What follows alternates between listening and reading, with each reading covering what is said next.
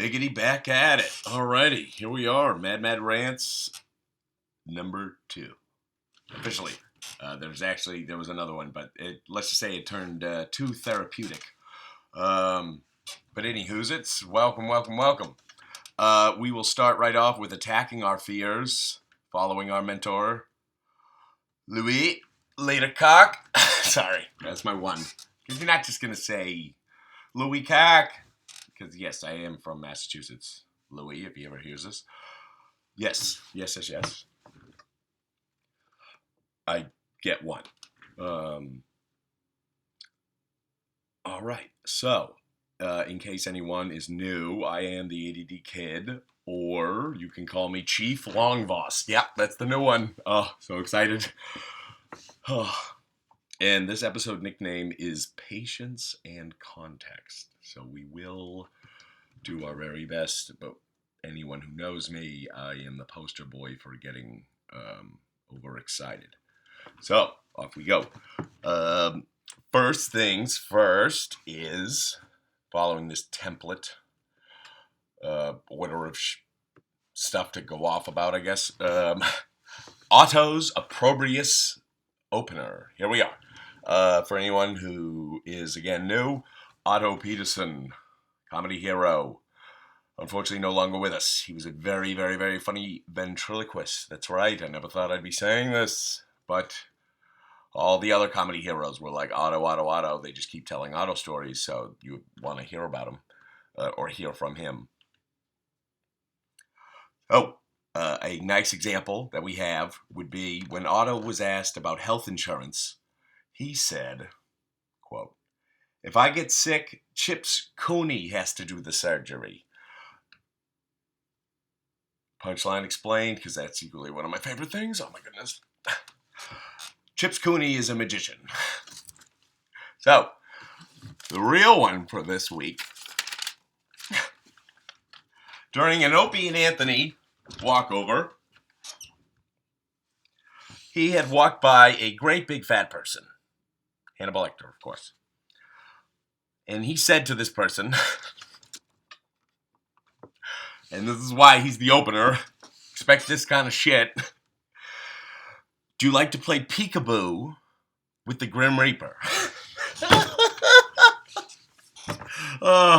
Even Teddy likes that one. That's Teddy Ball Game, and the two Mad Hatters for sure. All right, so Otto, thank you for your opprobrious opener. Okay, so what's our motto here? That's right, it's Jimmy Jeans or it's nothing. So that leads right to our first real little segment here is our Jimmy Jeans tribute. We try to, this is my quote, briefly celebrate the dedication to dastardliness. And when I say dastardliness, does boy that have a range? By the way, of course, this is brought to you by the opening plug. That is, this week, is The Gift of Laughter, written by, of course, Jimmy Jeans, obviously. So, when I say dastardly, I mean Jim Hosafet will think nothing of, regarding the actor Ben, Kingsley. Dude, when you open with your first fucking, the only line that's ever going to be remembered by the studio system, it's good. In your first movie, so you're fucked after that. Anyway, this actor happened to skip O&A show. Super fan, if you haven't noticed. The only people I'm really trying to attract are Opie and Anthony fans. Let's just talk O&A, guys. Jimmy's quote is, this gets a little, again, dastardly. "Wonderful actor. Fair is fair. As a person, he's a cunt." Oh, shoot. I butchered it. I get so nervous about Jimmy. I said this last week. As a person, he's a cunt-faced bag of shit. Oh, Jimmy. Jim Host. Arigato. Sorry. Um, that's that. Yes, you are correct. That is that was a voice. So, well, actually, it's a character now. It started as a voice, but we'll get into the 3 laws of physics of my show later. Point is, back to Jimmy. He is simply wonderful, which is why he is the motto of this show. He is the true, besides Otto, the only person who'd be like, well, yeah, no, shut up, Jimmy. And Jimmy would always agree. From the listening to characters that he presented on a radio show. Anyway, this week, a much nicer one, sort of.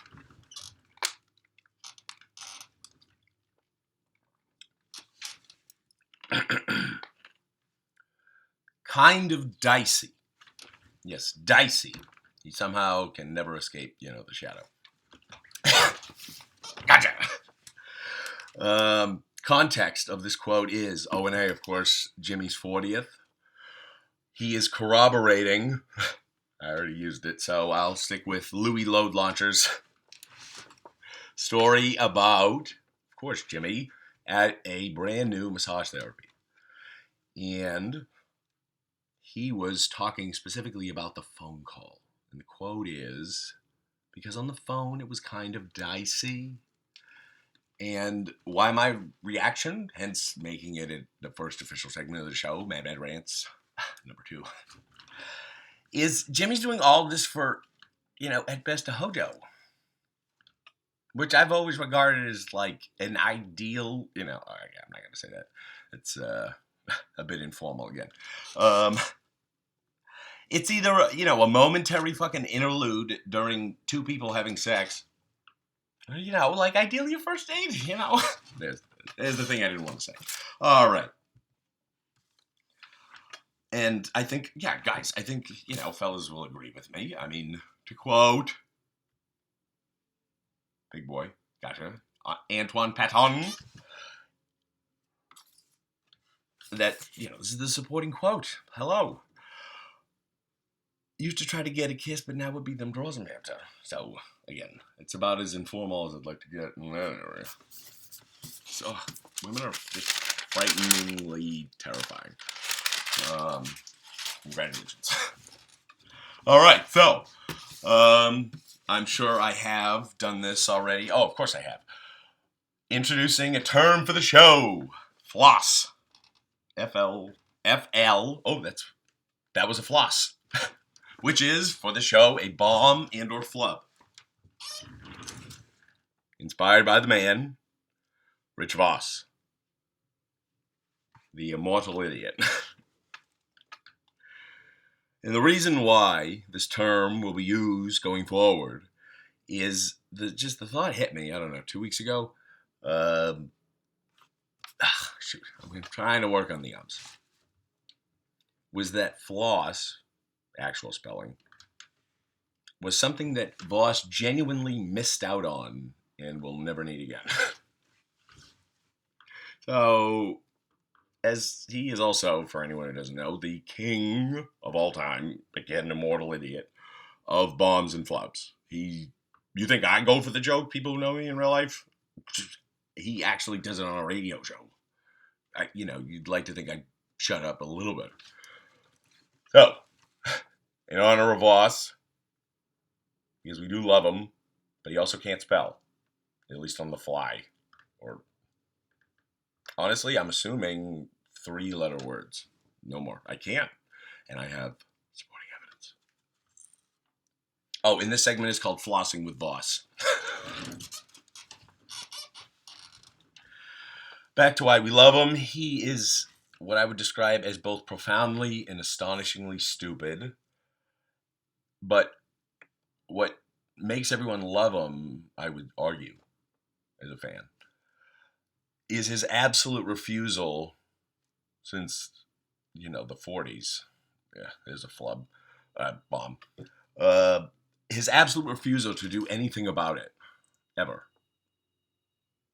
And the fucking pig hole, which, Jimmy, I forgot to mention in your segment, thank you so much for trashing Kelly with the quote, dude, if I go through it, do they have to call it a pig hole?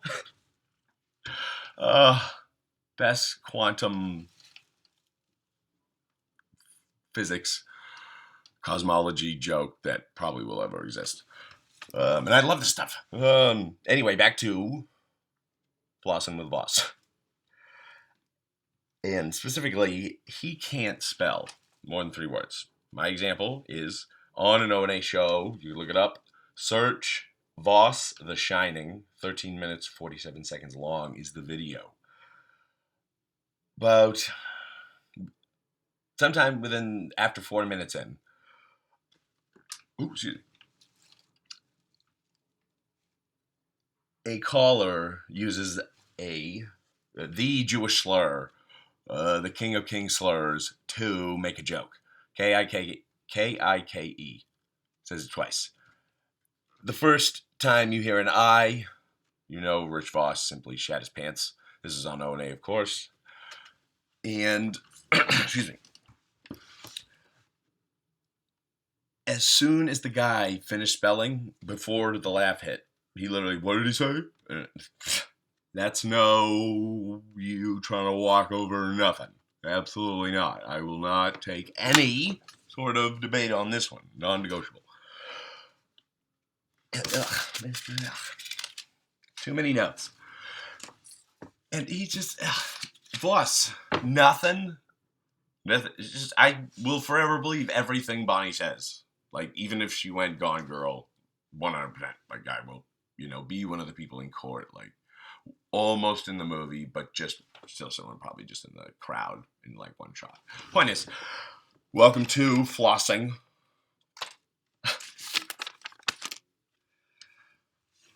And my secret favorite segment, a question for Colin. Colin Quinn. Quinny Q time, buddy. Stay with me. Because I deserve a Quinn call. Because you obviously have the time. Quinny Q time. The question for this week is, I am also the world's last person to get William Shakespeare. Just that name as the best joke. And my question is, did William, Dickie brags a lot, and William, we get it. Was his passion of the English language and just language in general, the written word, was that all spurred so he could just be the best at trolling? End of the day, I would assume you would always give it up to him as that if he had Twitter, that everyone would be, you'd never be trolled. You never would have trolled. You never would have. Excuse. Oh, getting to the biggest points. But first, let's fox with Louis for a minute. Because, Louis, whether you like it or not, you are secretly, and myself, like it or not, easily biggest comedy mentor in terms of, like, closest thing to a teacher simply by listening to you. Not just because he's great at explaining things. Specifically one thing. You can look up the video of Louis C.K. at a dinner honoring George Carlin. We will be getting into very shortly. Excuse me. And Louis explained to me what he learned from Carlin, and so that's why. And this was in high school, so it spurred. I got introduced to Burr the following week, so both of them absolutely turned the lights back on by teaching me something about comedy that isn't a real person, like a real person kind of thing, family or something like that. Just getting reactions from people.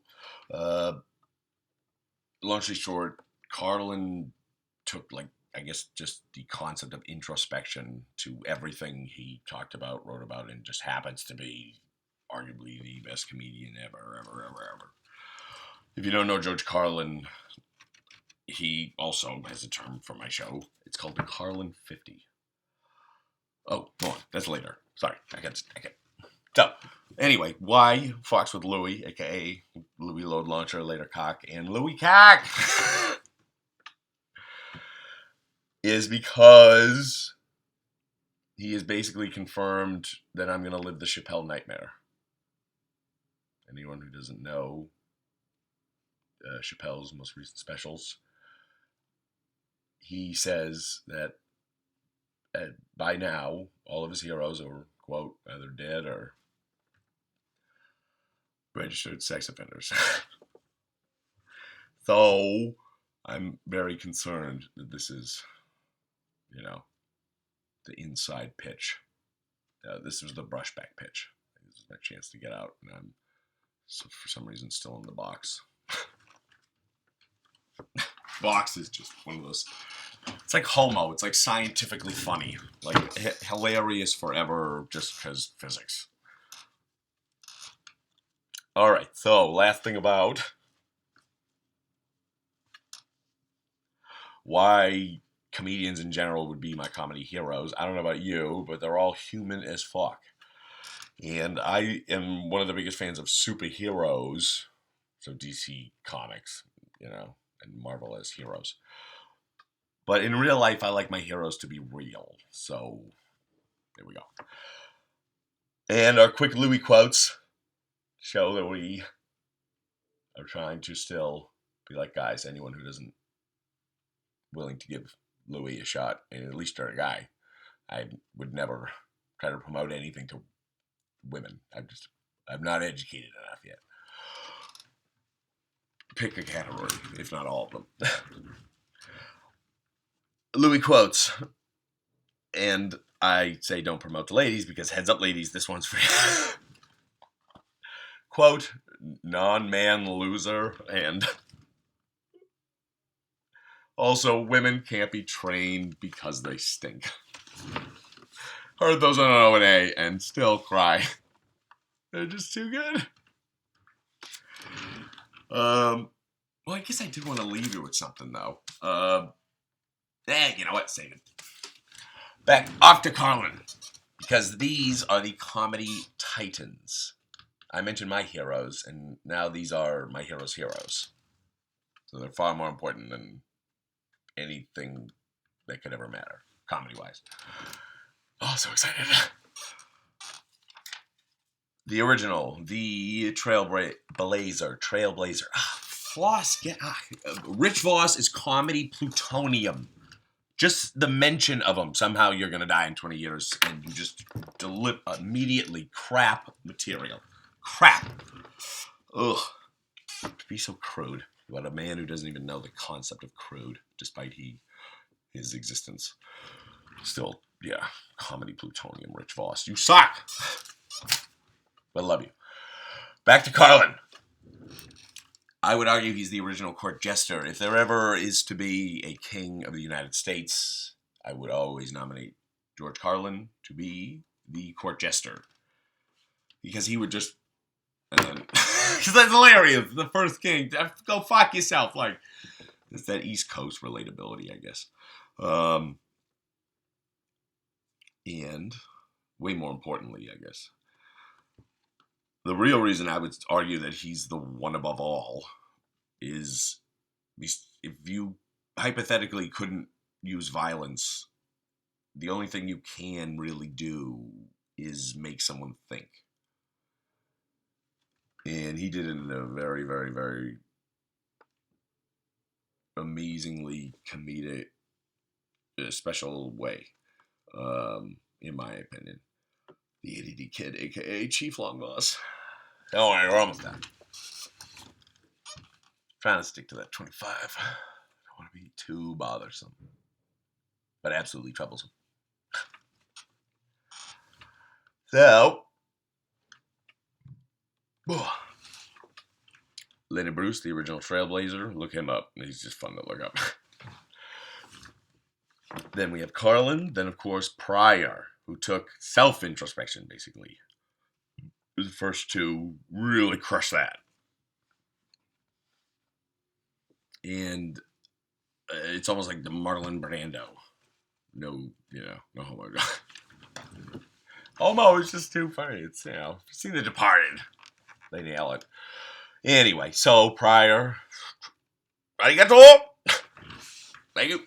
And, the unhonorable mention, Mr. Last name begins with C, ends in appealing charges. While Lenny Bruce, George Carlin, and Pryor were all dirty. Which, okay, fucking Susie subjective. But anyway, because it's two categories, children and adults. And the perfect crowd is 50% of people, to quote Patrice, of people who get it and people who don't. Period, full stop, forever and ever and ever, whether you like it or not.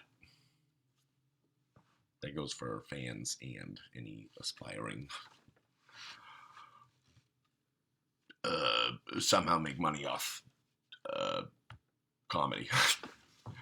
Anyway, Mr. Appealing Charges absolutely is the pillar of clean comedy, which, if anyone thinks that's some sort of backing out or safer route, it's arguably the exact opposite, at least in this country, who, absolutely pioneered, if not reintroduced stand-up comedy to civilization, the world.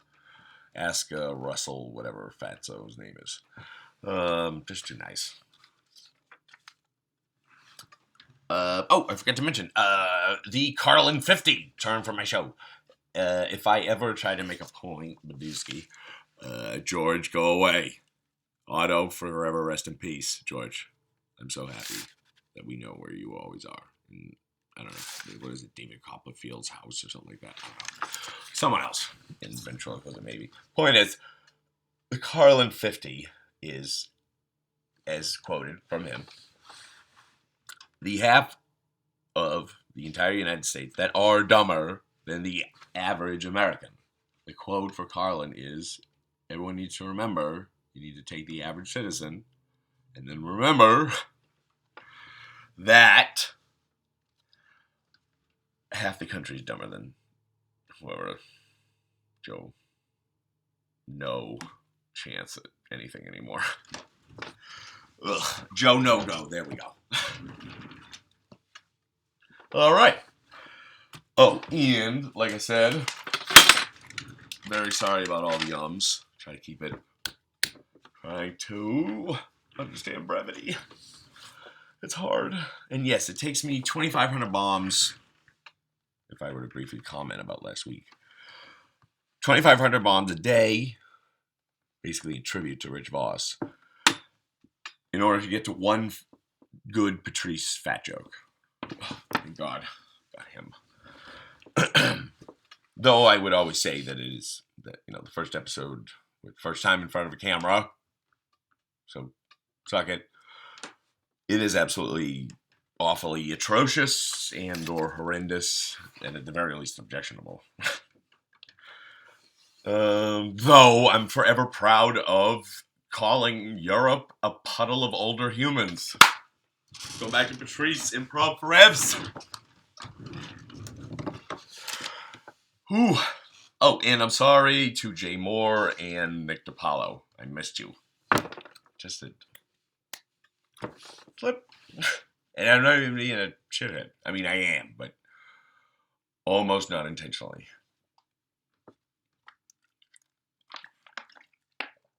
Jay Moore, great. At impressions. Also great at busting balls. Absolutely great. He has a great one about Voss. You can keep Rich Voss records while he's you can keep Rich Voss records while he's on stage, and he can just lip sync his own shit. He's the Ashley Simpson of comedy. Rich Voss, what a fucking zilch. Thank you, Jay Moore. You are a comedy hero for sure. Thank you. And Apollo reminds me of a shittier Italian version of my dad. So to quote my dad, so basically a completely different person. Arigato, Papa Bear. But he is just incredibly, Nick DiPaolo, incredibly hilarious. You gotta check him out.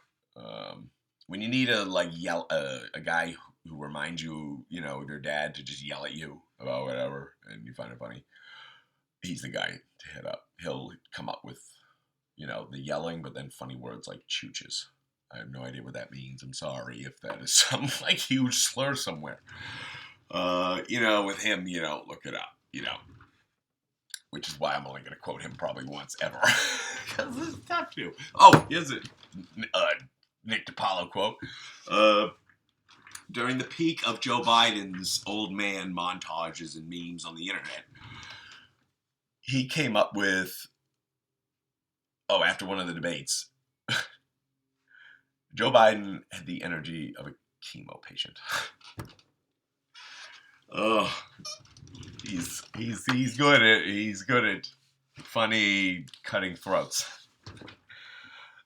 Arigato, DiPaolo.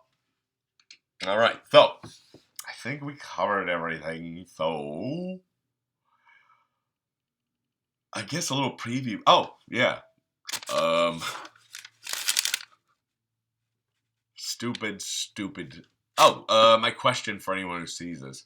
Joe DeRosa, Liquid Shoulders. Did someone come up with that, or did I? How you doing, Joey Left Field? Joey Stop Shorter. Joe DeRosa. Joey Stop Shorter DeRosa. Yeah, absolutely, because he's adopted. Got him! Bam! And I hate fucking golden gallbladders. You fucking grandma, fucking idiot, loser, weirdo, no shoulders. I won't drag it out this time. Though I was genuinely crediting the woman who comedically murdered you, according to the first episode.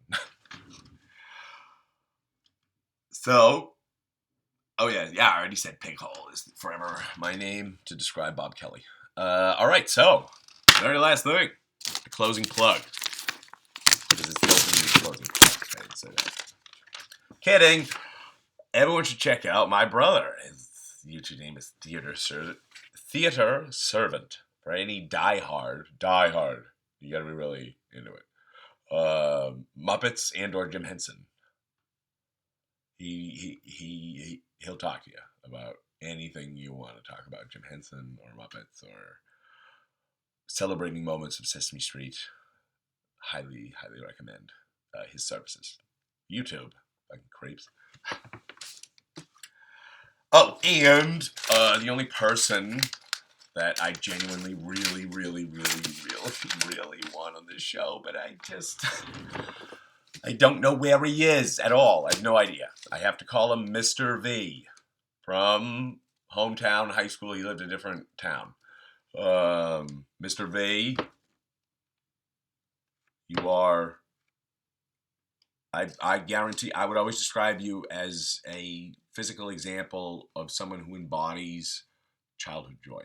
Like that giggling laughter that they try to go for in advertisements. If you're in any way interested in goofing around because Sneak Attack, the only thing I'll say about the next one is that it's Character Roll Call Day, where we will dive fully into Mr. B, the 3 laws of physics of my show. Voices, characters, and things said in a funny way. I know this is like, what's he telling me this for? The Fox.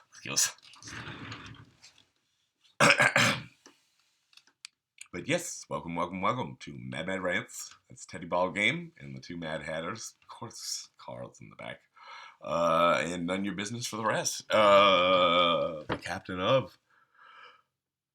I am the ADD Kid. I am Chief Long Boss.